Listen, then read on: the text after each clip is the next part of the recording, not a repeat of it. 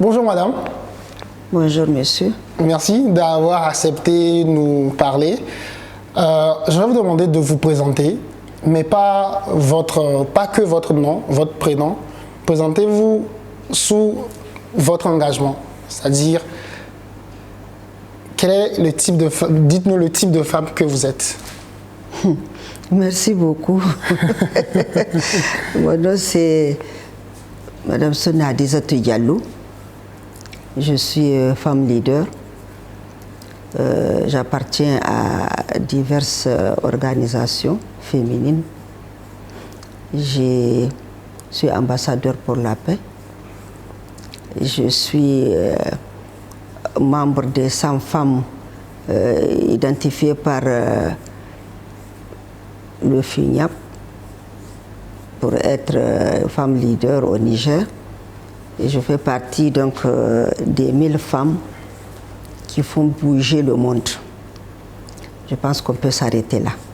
Et si vous faites partie des 100 femmes leaders du Niger, les 1000 femmes qui font bouger le monde, c'est parce qu'un 13 mai 1991, on vous a vu aux côtés d'autres femmes nigériennes dans la rue.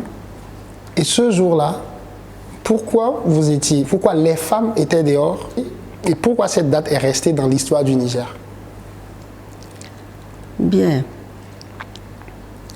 Je vais vous faire l'historique donc de la marche.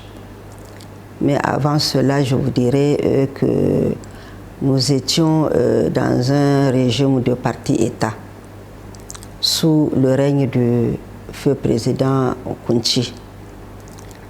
Et ça a été une gouvernance assez rigide, assez sévère pour permettre aux Nigériens de se réveiller. Au décès de Seynou Kunche, le président Ali Cheibou a pris les rênes du pouvoir. Et il a prôné la décrispation pour permettre aux Nigériens de ne plus avoir peur d'un pouvoir.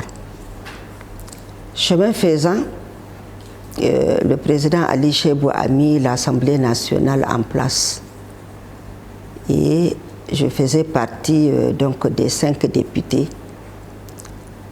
sur 93 à l'Assemblée nationale. Et j'étais vice-présidente de la Commission des affaires générales et institutionnelles.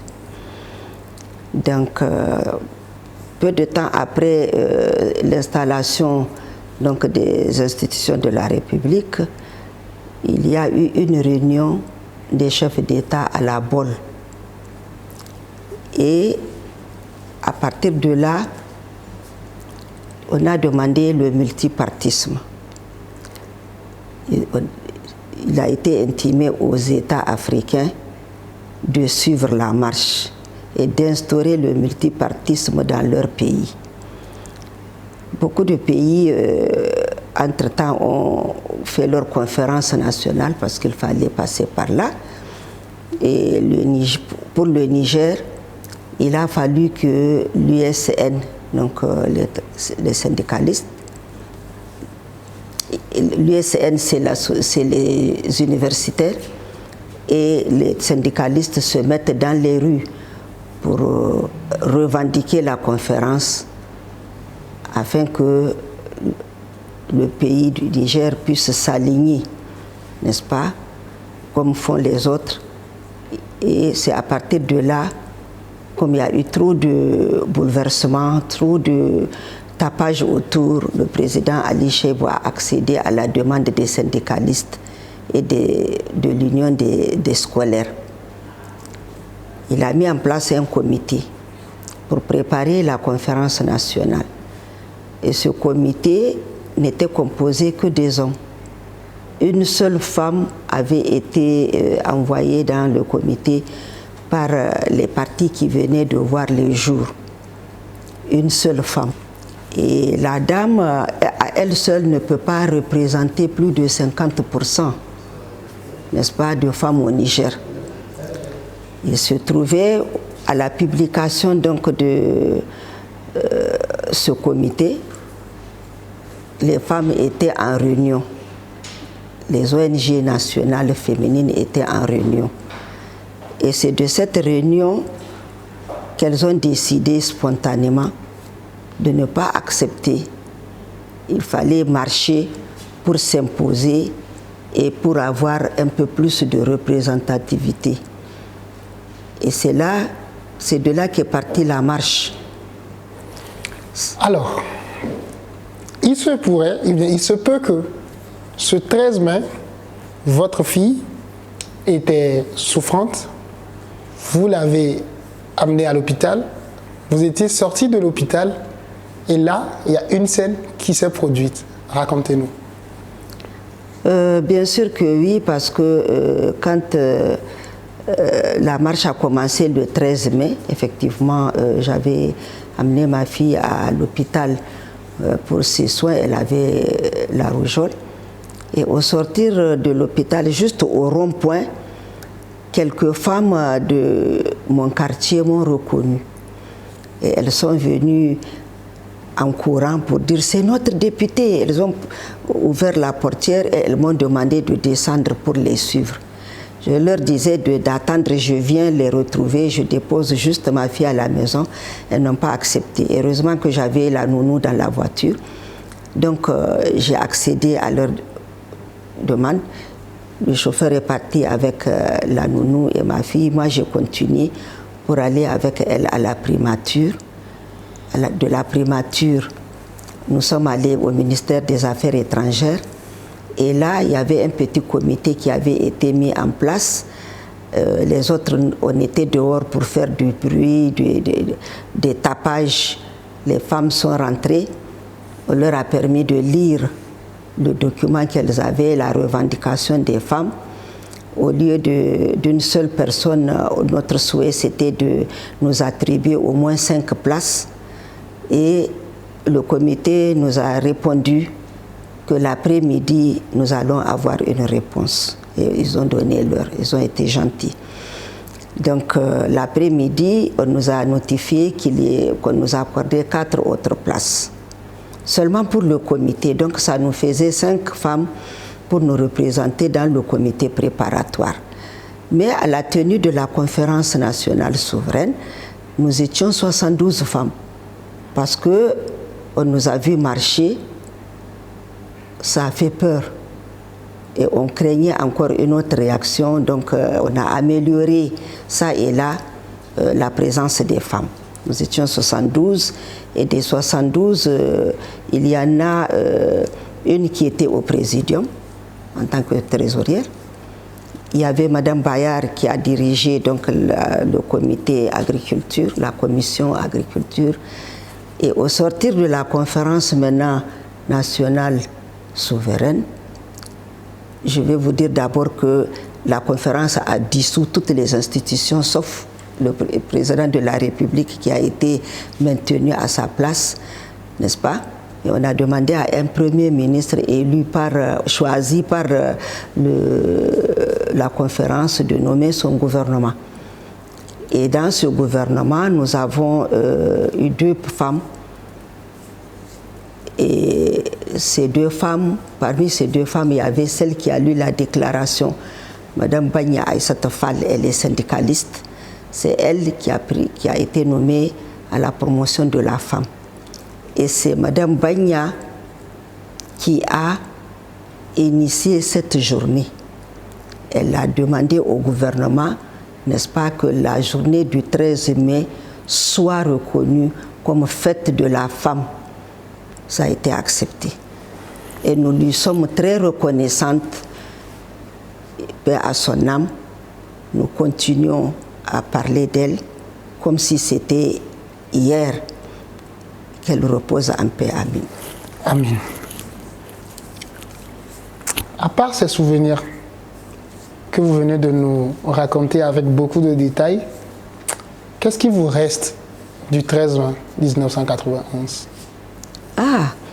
Le 13 mai, donc, pendant cette marche-là, il y avait des policiers pour encadrer, n'est-ce pas, la marche. Mais ils avaient peur de s'approcher. Et ils ont suivi tout calmement, doucement, doucement, jusqu'à ce que nous arrivions au lieu indiqué. Mais malheureusement, notre marche a fait des victimes. Les femmes sont sorties, c'était spontané. C'était spontané. Et c'était grandiose, vraiment. Donc, un époux qui a aperçu sa femme dans la rue, n'ayant pas demandé la permission le matin, quand elle est rentrée à la maison, il l'a répudiée.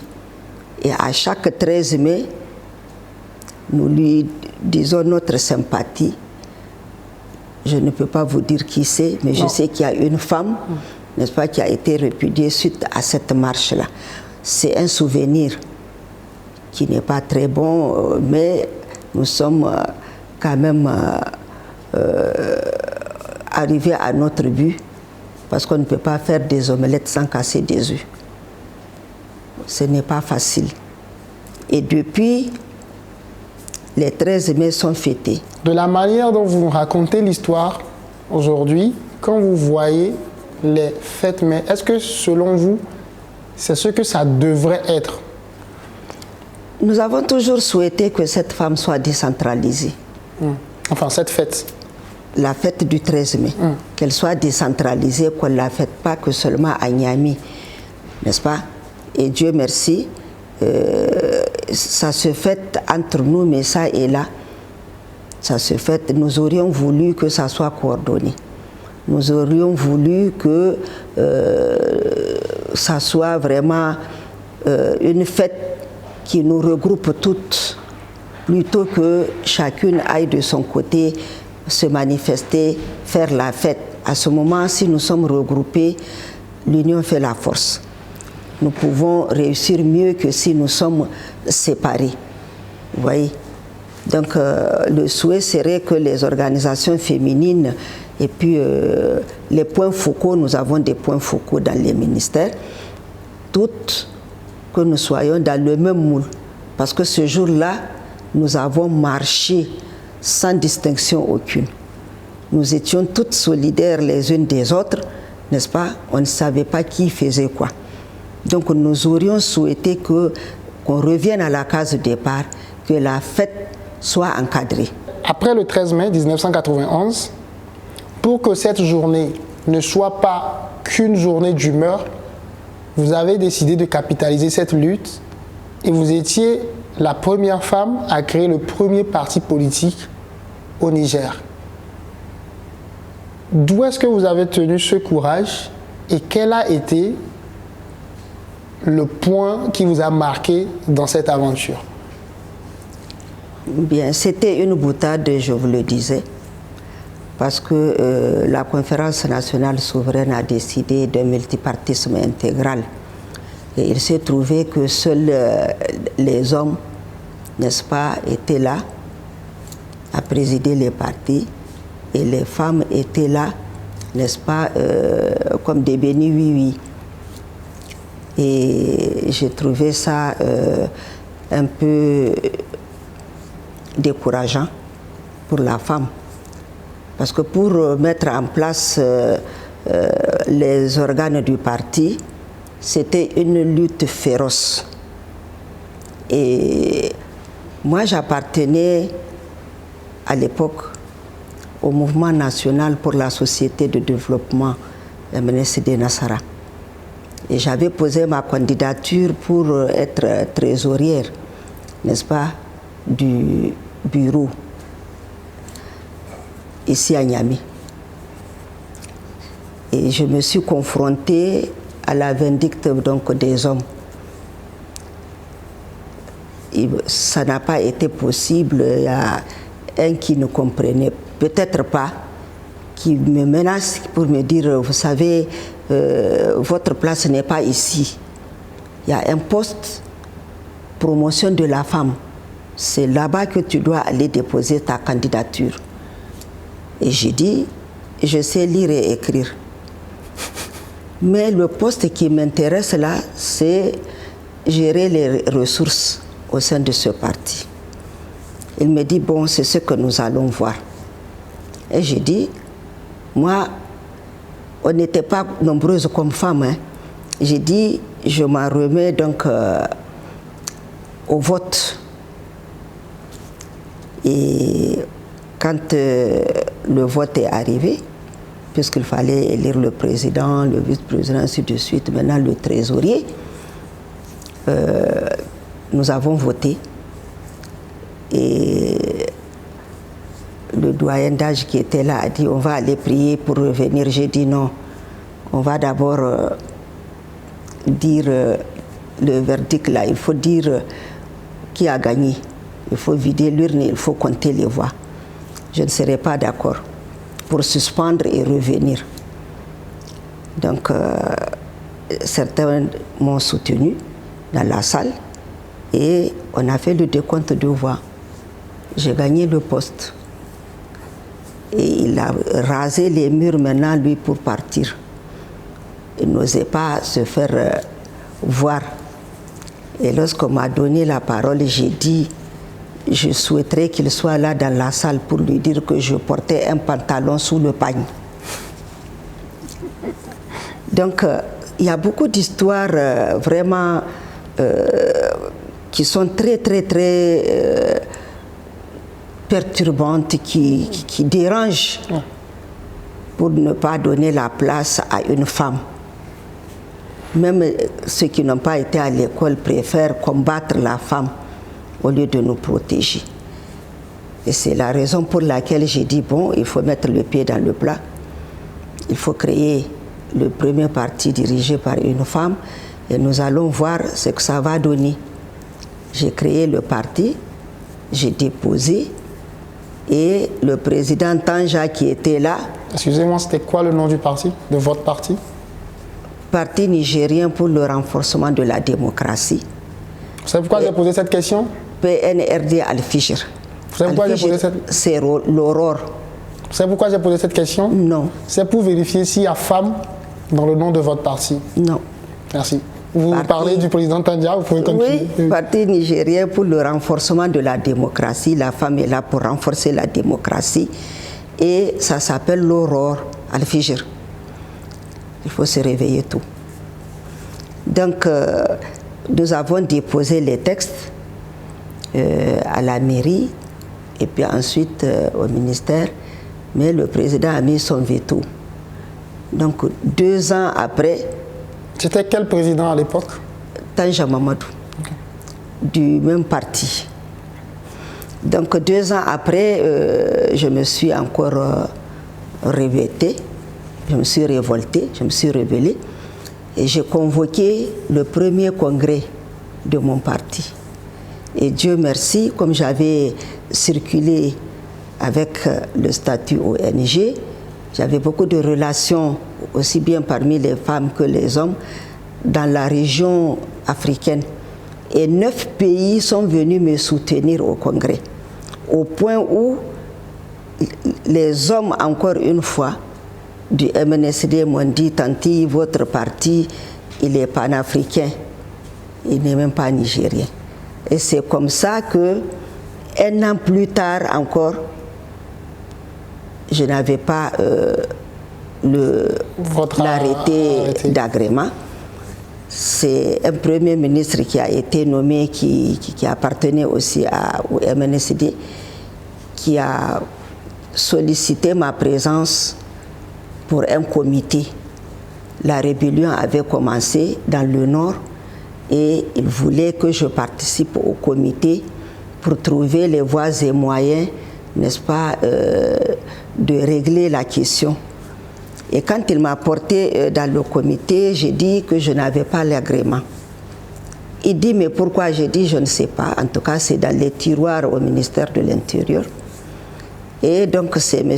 Albade Abouba, ministre de l'Intérieur.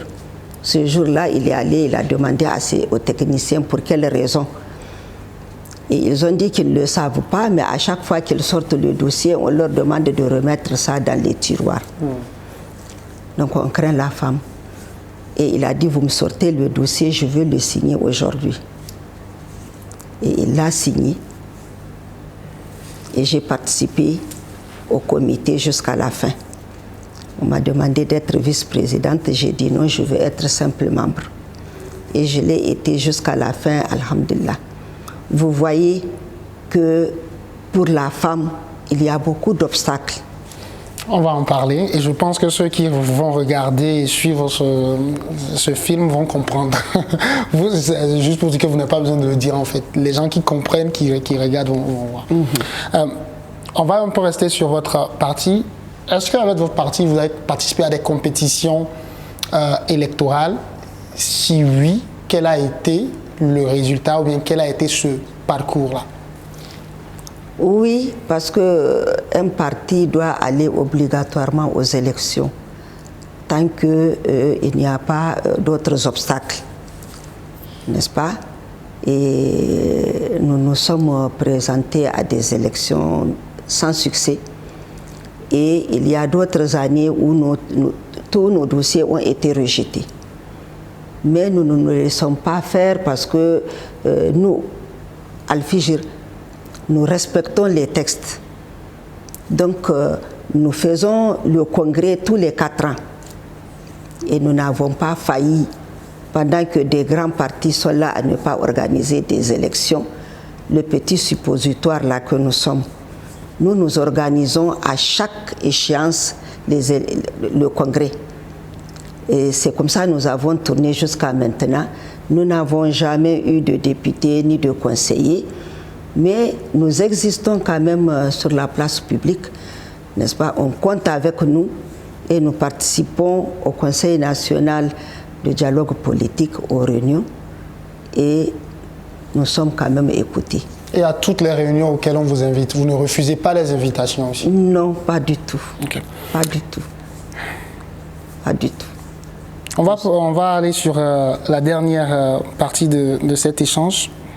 Je vais vous demander de nous raconter un peu votre regard sur l'actualité politique sahélienne autour de, l'actualité politique sahélienne. C'est cette actualité que nous vivons actuellement. Quel est votre regard et quel pourrait être l'apport féminine? Je vous pose cette question parce que vous avez la qualité d'y répondre en fait. Je n'ai pas d'autre raison pour laquelle je pose cette question. Donc, mon regard sur le Sahel, vous savez que les femmes, nous avons participé à toutes les luttes d'indépendance. Et oui, mais la position de la femme, ça a beaucoup d'intrigues. Au Niger, si je prends le cas de mon pays, les femmes votent majoritairement. Nous faisons les rois parce que nous avons appris à voter. Et quand il y a vote devant les bureaux de vote, vous allez voir des marées humaines, c'est que des femmes, nous votons. Mais au finish, on nous renvoie à la cuisine.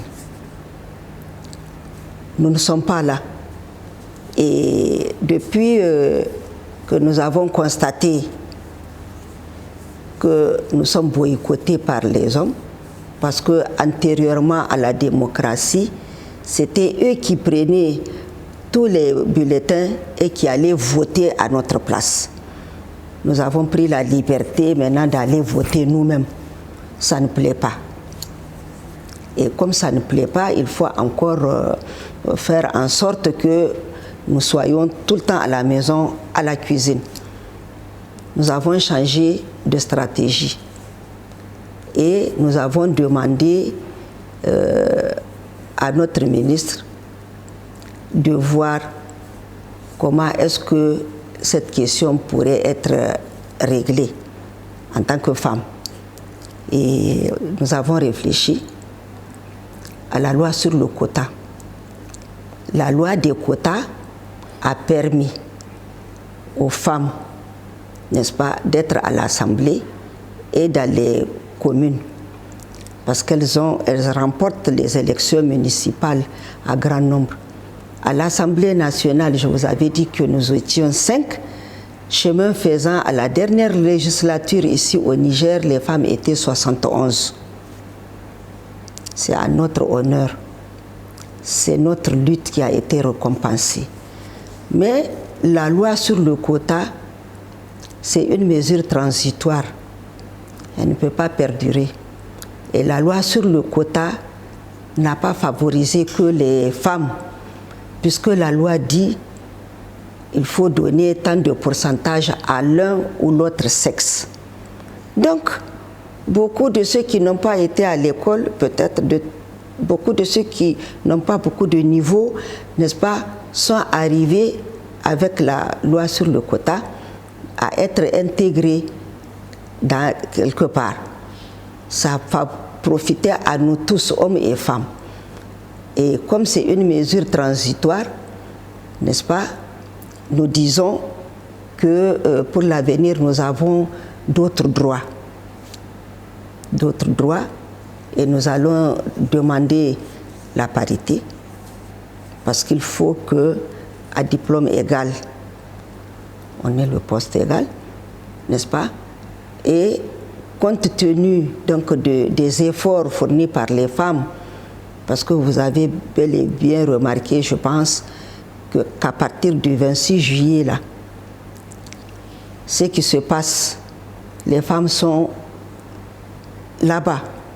Pendant des mois, les femmes ont passé nuit et jour à l'escadrille, au même titre que les hommes, n'est-ce pas?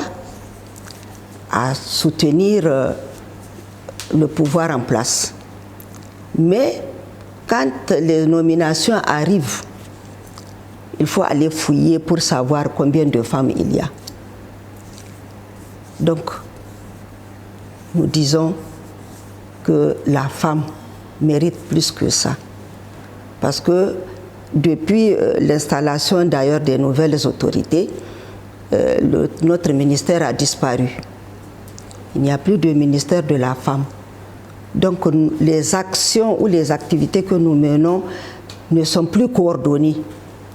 Ne sont plus coordonnées parce que toutes ces organisations féminines-là, il y a beaucoup de regroupements. Si vous devez aujourd'hui passer un message à la jeune génération, pas celle qui vient seulement avant vous, après vous, celle qui vient des années après vous, quel serait ce message que vous avez pour la jeune génération?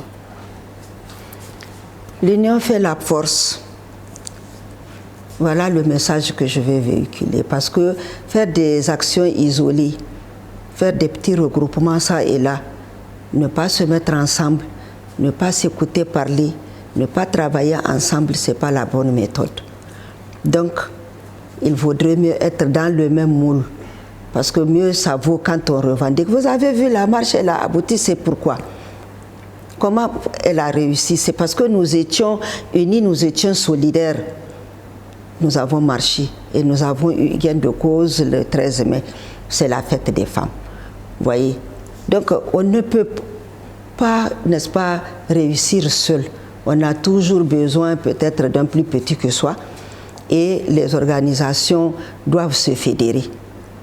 Elles doivent se fédérer et nous pensons que si nous avions notre ministère en tant que femmes et jeunes filles, parce que c'est ça l'intitulé du ministère, c'est la promotion des femmes et des jeunes, n'est-ce pas, on réussirait mieux parce que nous avons un canevas, nous avons quelqu'un, n'est-ce pas, pour nous guider, pour nous diriger, afin de pouvoir mieux faire, afin de s'entraider, afin de faire beaucoup de choses ensemble. C'est ça. Mais pour le moment, nous avons une direction. Nous avons une direction. Et la direction, c'est bien, mais ce n'est pas si grand qu'un ministère pour pouvoir englober les problèmes, les doléances et pour pouvoir dispatcher, pour pouvoir manager et renforcer les uns et les autres. C'est pour ça que je vous en parle. Si vous n'étiez pas des jeunes, vous savez qu'avec l'avènement donc des militaires, les partis politiques sont suspendus. Nous ne faisons pas de débat politique, mais ouvrez bien vos oreilles, n'est-ce pas, pour nous entendre, les jeunes, parce que il nous faut un cadre, il nous faut un moule. Et vous et nous, Parce que vous avez un conseil de la jeunesse. Bon, le conseil est là, il existe. Il travaille peut-être, parce que je ne suis pas jeune. Mais du côté des femmes, l'absence de ce ministère, ça nous gêne un peu, parce que ça ne nous permet pas de nous mettre ensemble, n'est-ce pas, pour pouvoir développer ce pays. Parce que beaucoup de femmes font beaucoup de choses, chacune de son côté, mais qui est là, n'est-ce pas, pour encadrer, qui est là pour valoriser, qui est là pour nous donner toute la grandeur, n'est-ce pas, de ce que nous faisons et toute la visibilité requise. Il n'y en a pas. Je suis juriste de formation, donc je n'ai pas la langue dans la poche, excusez-moi. Merci. Et nous sommes des journalistes, ça nous fait plaisir d'avoir des gens qui nous parlent la langue dans leur poche. C'est la fin de cette discussion que moi je trouve passionnante. Est-ce que vous avez envie d'ajouter quelque chose? Ça va aller. Sauf si vous avez une question. Est-ce que vous avez l'impression d'avoir... Est-ce que vous avez l'impression de nous avoir tout dit? Non, on ne peut pas tout dire à la fois, c'est des étapes. Hein? Si vous pensez que quelque part vous avez un non-dit ou que vous avez quelque chose à clarifier, vous pouvez me faire appel, je répondrai dans la mesure de mes possibilités. Merci. La prochaine invitation, on va juste vous envoyer cette vidéo. Merci beaucoup. Merci à vous, Tanti.